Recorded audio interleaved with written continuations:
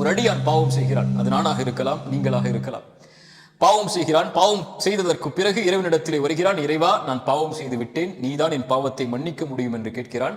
இறைவன் சொல்கிறான், நான் ஒருவன் தான் பாவங்களை மன்னிக்க தகுதியானவன் என்று இவன் என்னை அழைக்கிறான், நான் அந்த பாவத்தை மன்னிக்கிறேன்.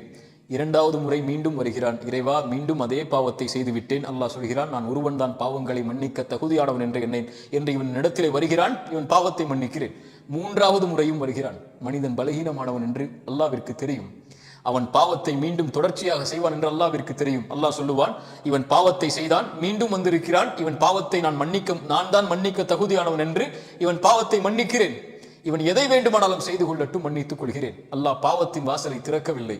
அல்லாஹ் சொல்ல வருவது, ரசூலுல்லாஹ் சொல்வதுடைய கருத்து, நீ எத்துணை முறை பாவம் செய்தாலும் நீ செல்ல வேண்டிய இடம் உன் ரப்பு மன்னிப்பானா? நீ செய்த பாவத்தை அல்லாஹ் மன்னிப்பான்.